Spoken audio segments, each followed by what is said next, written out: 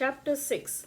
Shri Sadguru said, "O dear ones, I am going to tell you now the splendid story of Shri Krishnadasa, according to whose command all the different services of Lord Srinatha are carried on. Listen to me carefully. Even the ordinary men of the world, interested only in sensory pleasures, attain Krishna Bhakti when they gain the company of the sadhus unexpectedly. Even an ignorant man can certainly become the most devoted servant of holy feet of Lord Sri Krishna if he attains the company of the sadhus due to some unknown fortune and thereby gains purity of heart.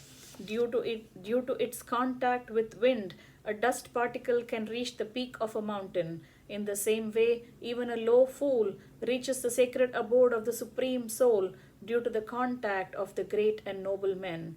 There was a prostitute named Ranjani with a very charming face. She was an adept in dancing and had deep knowledge of the rules of raga and tala. She used to lure the hearts of men with the very look at them. With a humble disposition, she acted according to the moods of the people who came to her with desire. She used to play on the veena very melodiously, accompanied by her vocal recital, through which she expressed the divine sports of Devi Radha and Lord Krishna in a very sweet tone. Though endowed with the blemishless character, the large-hearted Krishnadasa entered her house. He saw there a 16-year-old beautiful girl singing joyfully. Krishnadasa felt very happy to see her. He listened to her sweet music devoted to Sri Krishna. Krishnadasa rewarded her adequately, keenly listening to that music. Then he addressed her thus happily. Sri Krishnadasa said, "O beautiful girl, I am pleased with your dance and music. I am requesting you now, on behalf of my master, to come with me."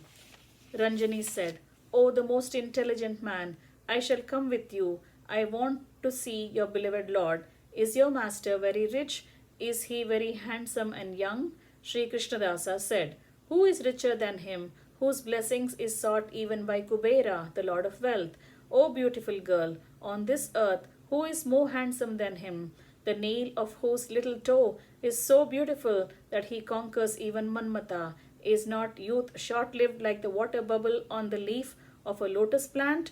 Who can equal him in possessing an eternally youthful form?" Sri Sadguru said. Hearing these words of Krishnadasa, Ranjani became very happy. Beautifying herself in many ways, she got ready to go with him. The firm Krishnadasa started towards Sri Vrindavan, accompanied by that girl, Ranjani, who pleased the hearts of all. Not realizing the piety of Krishnadasa, the girl followed him, thinking that his master was an ordinary man. Taking her to the peak of Govardhana hill, he showed her Srinatha seated in a beautiful shrine and said, "Look at my master." She was astonished to see there unexpectedly Lord Srinatha, who was sitting on par with a crore of Manmatas in his beauty and grace. Even a person who just listens to the stories connected with Srinatha gets attracted towards him. Then what to say of this girl Ranjani, who had seen him in front of her? Ranjani could not take her eyes off the blossomed face of Sri Krishna, resembling the beautiful lotus. Once she had been under the spell of lust. Now she had come under the spell of devotion. Tears were dripping from her eyes. Astonished with darshan of Lord Srinatha, she stood there in his sanctum like a statue. Inspired by the devoted Krishnadasa, she started dancing with great devotion to Lord Krishna. She could capture the mood of Sri Krishnadasa filled with loving devotion. She made Srinatha happy with her graceful dance and submitted herself at his holy feet as an offering. Ranjani said, "O Srinatha, Lord of Devi Rama, O Master, the Lord of the Rasikas, Lord of my soul, Govinda, please bless me, your servant maid and devotee. With one glance of your eyes, I surrender at your feet my beauty, my youth, my love for arts, and my capacity of enjoying beautiful things, my talent of dancing, my body, my life, my voice, and my power of speech. Gopala, I am your slave. I shall not even look at any other man hereafter. Please cast your merciful glance on me. who has taken refuge in you. Whom other than you, the Purushottama and the most handsome in all the worlds, can a beautiful girl like me love?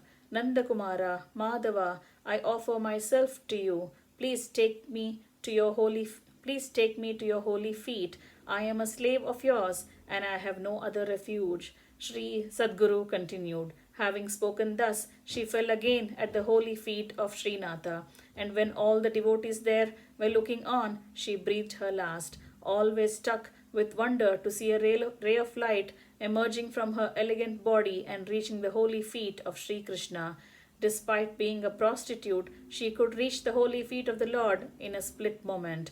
That was due to the association of Sri Krishnadasa, which she was fortunate enough to attain. How can one describe the greatness of the glory of that sadhu, Shri Krishnadasa? Thus ends chapter 6 entitled Shri Krishnadasa Charitam of book 7 of Shri Vaishnava Samhita, composed by Shri Krishna Premi Swamigal.